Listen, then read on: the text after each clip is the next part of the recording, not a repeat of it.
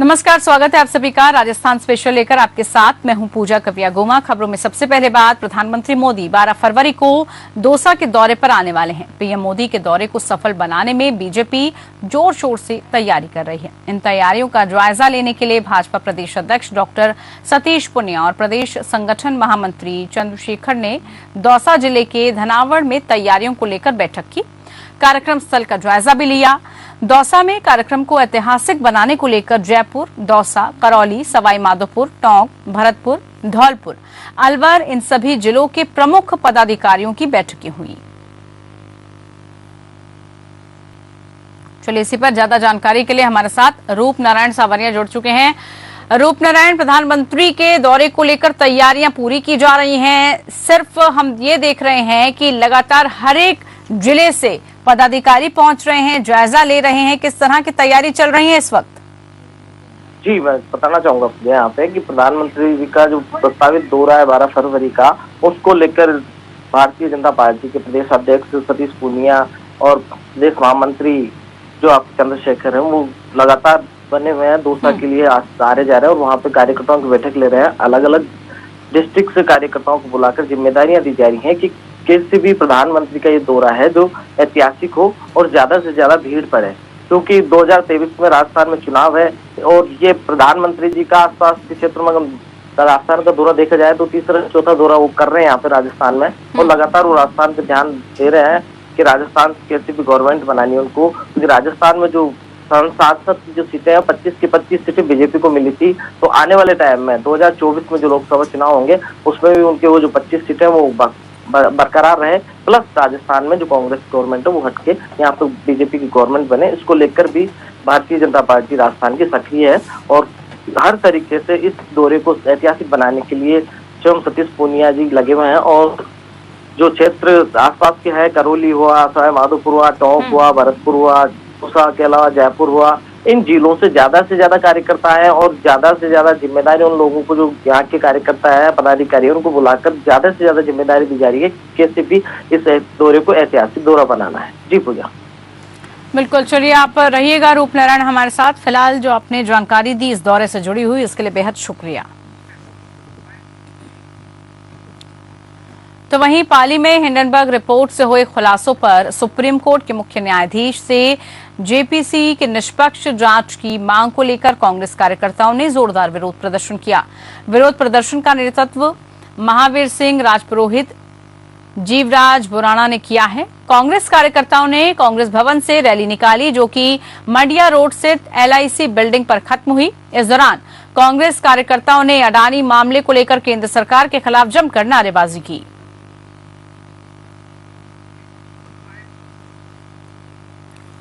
तो इधर उद्योग मंत्री शकुंतला रावत अपने एक दिवसीय दौरे को लेकर बानसूर पहुंची, जहां बानसूर उपखंड कार्यालय पर प्रशासनिक अधिकारियों की बैठक ली। बैठक के दौरान बानसूर SDM राहुल सैनी और DSP सुनील जाखड़ और थानाधिकारी हेमराज बैठक के दौरान मौजूद रहे। वहीं बानसूर में बढ़ रही आपराधिक घटनाओं पर चर्चा की गई। बानसूर हरियाणा बहरोड़ की सीमा से बानसूर विधानसभा क्षेत्र लगता है। दूर दराज से आ रहे बदमाशों ने इस तरह की घटनाओं को अंजाम दे रहे हैं। बानसूर में व्यापारी के साथ हुई बड़ी लूट की घटना पर बोलते हुए उन्होंने कहा कि CCTV कैमरों के आधार पर अपराधियों की पहचान की जा रही है। अपराधी चाहे जो भी हो, अपराधी की कोई जात नहीं होती, वो पकड़ा जाएगा। जल्दी ही लूट की घटना का पुलिस द्वारा खुलासा किया जाएगा। की समस्या है, जो भी है, कोई बिलों में छोटा मोटा इधर की है, तो उसके लिए निर्देशित किया कि सभी की जांच की जानी चाहिए। पानी का जो जल जीवन मिशन हमारी योजना है, उसके तहत काम, गर्मी का सीजन आ रहा है, तो उससे पहले बोरिंग करके सभी जगह जहां हमें टैंकर लगाने पड़ते हैं तो वहां टैंकर लगाने की आवश्यकता नहीं पड़े, ऐसा हमारा प्रयास रहे। तो ये जो काम हमारा हो रहा है उसको थोड़ी सी गति देवें और तेज गति से कामों की गति बढ़ा करके उनको जल्दी से जल्दी करना चाहिए। सड़कें जो हमारी मुख्यमंत्री महोदय ने जो हमें मिसिंग लिंक का दिया था, तो उसमें जो मुख्यमंत्री जी की जो योजना है, एक एक योजना, चाहे चिरंजीवी योजना हो, चाहे किसान मित्र योजना हो, चाहे वृद्धावस्था पेंशन है, चाहे छात्रवृत्ति है, तो जो इस तरीके के जो काम है, इन योजनाओं को इम्प्लीमेंट करिए जल्दी से जल्दी।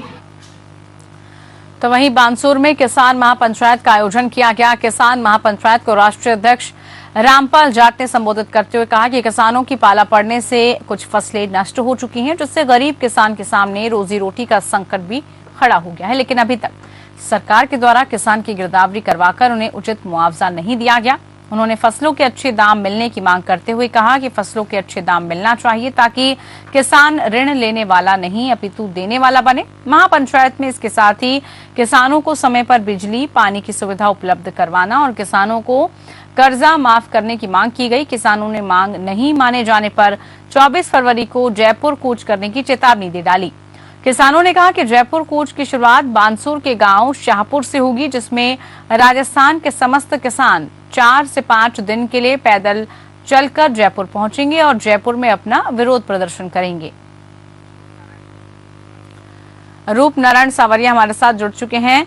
रूप नारायण, किसानों की तरफ से लगातार चेतावनी दी जा रही है, महापंचायत का भी आयोजन, किस तरह की रणनीति किसान अब अपनाने वाले हैं?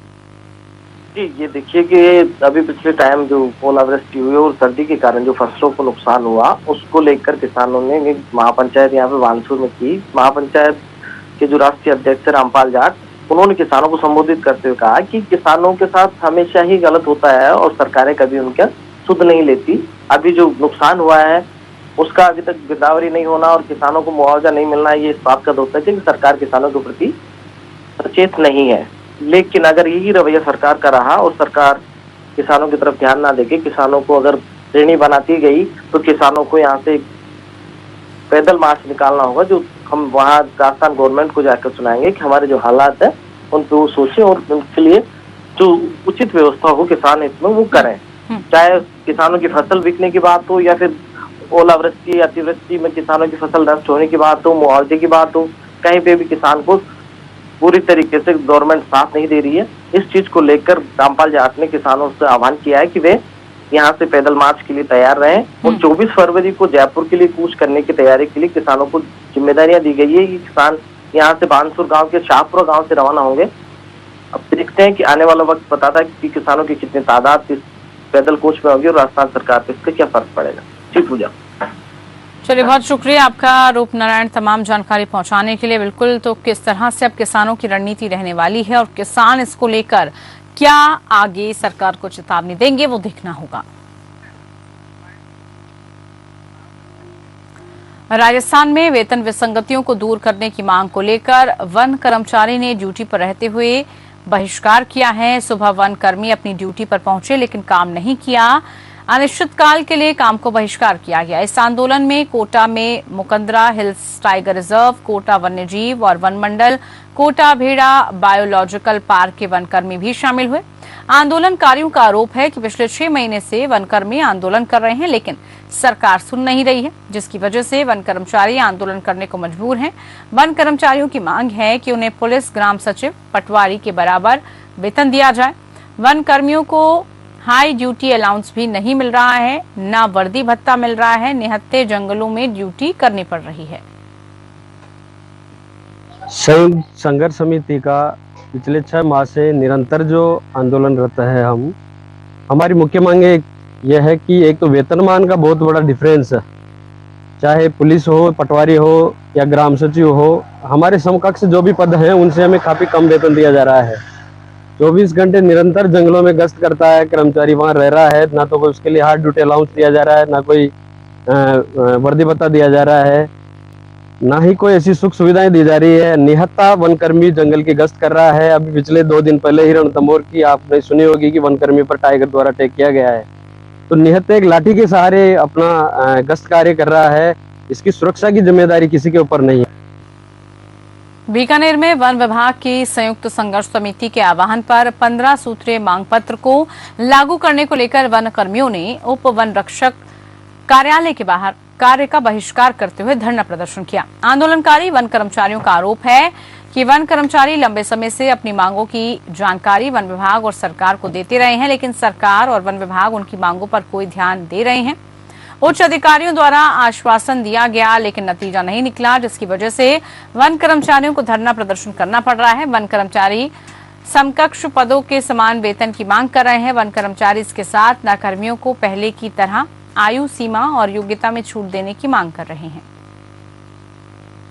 हम छत्तरगढ़ में 15 सूत्री मांग के लिए आज धरना रखा है, जिसमें हमारी वन रक्षक की ग्रेड पे 2400 और सहायक वनपाल की 2800 और वनपाल की 3600 ग्रेड पे के लिए धरना दे रहे हैं, जिसमें सरकार को पहले भी हमने धरना प्रदर्शन किया, लेकिन सरकार के अभी भी कोई हलचल नहीं हो रही। इससे हम आज सभी साथी मिलके कार्य का बहिष्कार कर रहे हैं डिवीजन लेवल पे ऑल राजस्थान में। खबर सवाई माधोपुर से है, जहां पर नगर परिषद ने जिला मुख्यालय पर अतिक्रमण विरोधी अभियान चलाया। इस दौरान अतिक्रमण विरोधी टीम ने मुख्य बाजार और सब्जी मंडी में अवैध कब्जे को हटाया। अतिक्रमण हटाने के दौरान नगर परिषद की टीम ने कई ठेले समेत अवैध रूप से संचालित कैबिन और कई सारे सामान भी जब्त किए।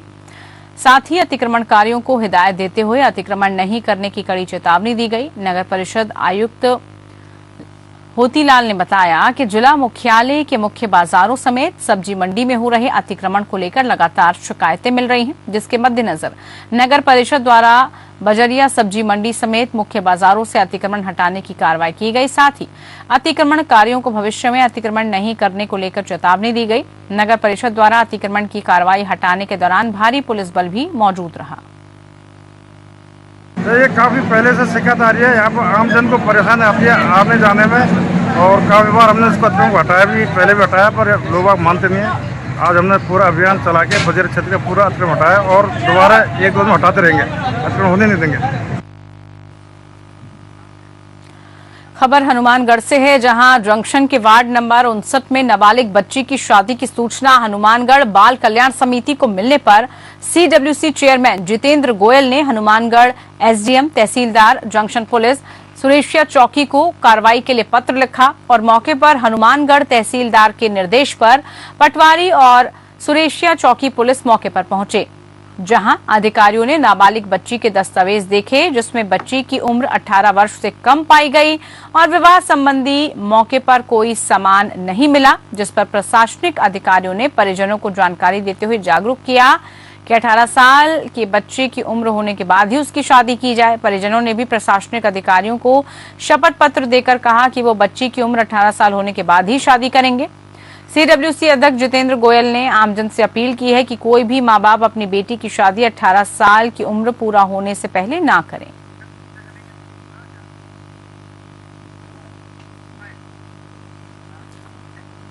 चलिए इस बीच सीधा रुख त्रिपुरा का कर लेते हैं, जहां पर मुख्यमंत्री योगी आदित्यनाथ संबोधित कर रहे हैं। योजना में 3 लाख परिवारों को एक आवास मिल जाना, स्वच्छ भारत मिशन के अंदर हर गरीब परिवार के पास एक शौचालय का निर्माण हो जाना, प्रधानमंत्री उज्ज्वला योजना के अंदर हर परिवार के पास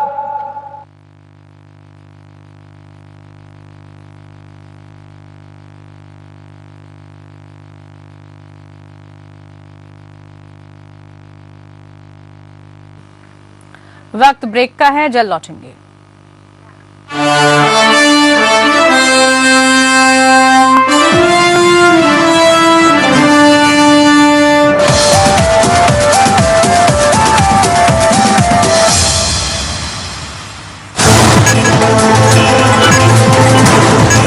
बात जब खबरों की तो सिर्फ बातों से विश्लेषण नहीं, तह तक जाना है देश की बात।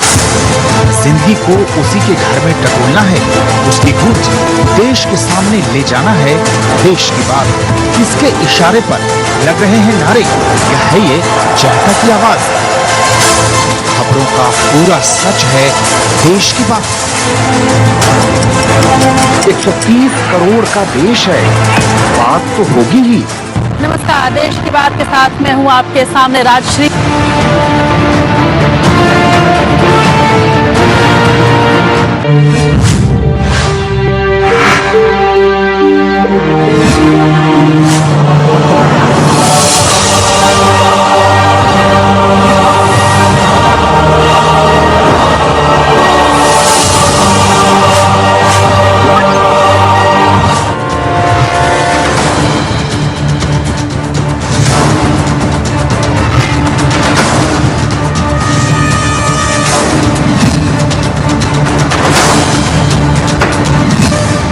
चलिए सीधा रुख कर लेते हैं त्रिपुरा का, जहां पर मुख्यमंत्री योगी आदित्यनाथ संबोधित कर रहे हैं। खेला है 5 वर्ष पहले तक ही कांग्रेसियों का कुशासन त्रिपुरा के अंदर त्रिपुरा के नौजवानों को बेरोजगार बना रहा था, किसानों को बदहाल बना रहा था, माता और बहनों की सुरक्षा को खतरे में डाल रहा था। योजनाओं का लाभ किसी को नहीं मिल पाता था और सुरक्षा का वातावरण था। लेकिन पहली बार भारतीय जनता पार्टी की डबल इंजन की सरकार का लाभ जब त्रिपुरा को मिला, बिना भेदभाव के शासन की योजनाएं मिलनी प्रारंभ हुई। भाइयों बहनों, एक तरफ कम्युनिस्टों का कुशासन और इस चुनाव में तो कम्युनिस्ट और कांग्रेस दोनों मिलकर के चुनाव लड़ रहे हैं, यानी कुशासन को कई गुना मल्टीप्लाई करने के लिए दोनों मिलकर के फिर से अराजकता पैदा करना चाहते हैं। कांग्रेस जिसका अपना एक देश की आजादी के बाद देश को ठगने का इतिहास रहा है, जिसने विकास नहीं बल्कि देश के अंदर सुरक्षा का भीषण संकट खड़ा किया, वहां आज कांग्रेस आप सबके सामने कम्युनिस्टों के साथ मिलकर के एक बार फिर से आपकी सुरक्षा में सेंध लगाने के लिए आई है।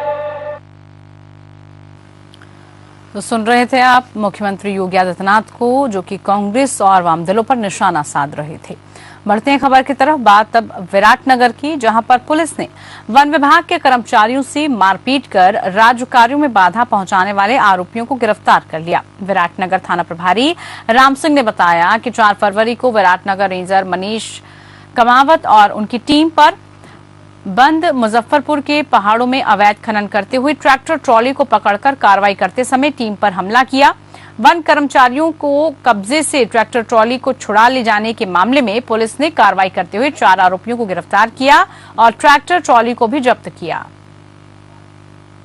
विराटनगर रेंजर मनीष कुमावत और उसकी टीम ये बंद मुजफ्फरपुर गांव है, वहां पर अवैध खनन करते हुए एक ट्रैक्टर ट्रॉली को पकड़ा था, जिसको 4-5 लोगों ने इन्होंने मिलके और गाँव वालों ने मिलके उस ट्रैक्टर ट्रॉली को छुड़ा ले गए और उनके साथ मारपीट की। दबिश देके बंद मुजफ्फरपुर गांव में और 4 लोगों को पकड़ा है और जो ट्रैक्टर ट्रॉली छुड़ा के ले गए थे उसको भी जब्त की है।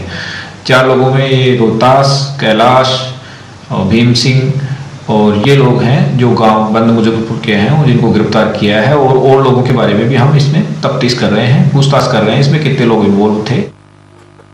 इधर अलवर जिले के शाहजहांपुर थाना क्षेत्र के गांव मानका और रामसिंहपुरा में हरियाणा के 4-5 बदमाशों द्वारा ग्रामीणों के साथ मारपीट, लूटपाट और फायरिंग करते हुए जमकर उत्पात मचाने से दहशत फैल गया, जिसके बाद ग्रामीणों ने 2 बदमाशों को पकड़कर पुलिस को सौंप दिया और फरार बदमाशों की गिरफ्तारी के लिए थाना परिसर में हंगामा किया।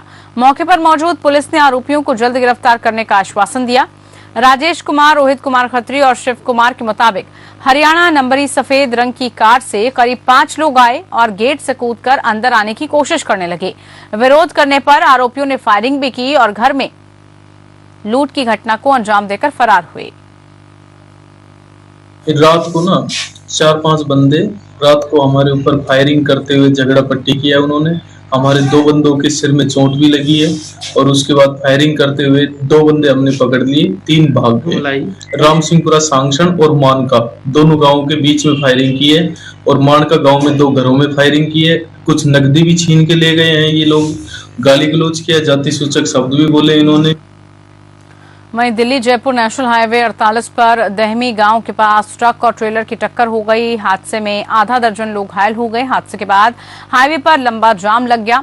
बहरोड के दहमी गांव से पास जयपुर से दिल्ली की ओर जा रहे ट्रेलर का संतुलन बिगड़ गया और डिवाइडर पर चढ़ गया। उसी दौरान तेज गति से आ रहे डंपर उससे टकराया। हादसे से दोनों वाहनों में सवार चालक, परिचालक समेत आधा दर्जन लोग घायल हो गए। तेज धमाके के बाद आसपास के लोग मौके पर पहुंचे। हादसे की सूचना हाईवे पेट्रोलिंग और पुलिस को सूचना दी गई, लेकिन उससे पहले लोगों ने कैबिन में फंसे सभी लोगों को बाहर निकाला। हादसा इतना तेज था कि तेज धमाके के साथ दोनों वाहनों के अगले हिस्से पूरी तरह से क्षतिग्रस्त हो गए।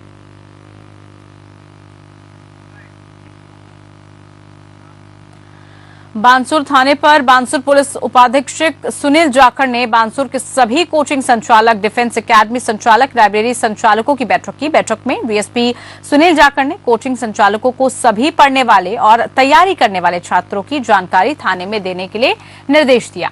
डीएसपी सुनील जाखड़ ने कहा कि बानसूर में बढ़ती घटनाओं और गतिविधियों को लेकर सभी कोचिंग संचालक और लाइब्रेरी संचालक रात्रि 9:30 बजे के बाद कोचिंग और लाइब्रेरी का संचालन नहीं कर पाएंगे। डीएसपी सुनील जाखड़ ने बताया कि नियमों का उल्लंघन करने वालों के खिलाफ कार्रवाई की जाएगी। की घटना और उससे पहले की भी जो घटना है, तो हमने कोचिंग चलाने वाले और जो लाइब्रेरी चलाने वाले ये लोग हैं, इनको बुला के और उनकी जो आईडी वगैरह वो जमा करके, फोटो वगैरह रख के और उनको प्रॉपर समझाइश करने की कार्रवाई करके और हमें अवगत कराएं, क्योंकि वर्तमान में जो आईडी वगैरह का ये पूरा इनके पास है नहीं, तो 2-3 दिन में इन्होंने इस चीज़ का आश्वासन दिया।